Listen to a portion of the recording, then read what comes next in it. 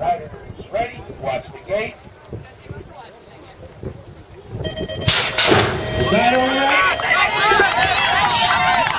Kommer det här. Och tuppen. Över tuppen. In i första böjen då.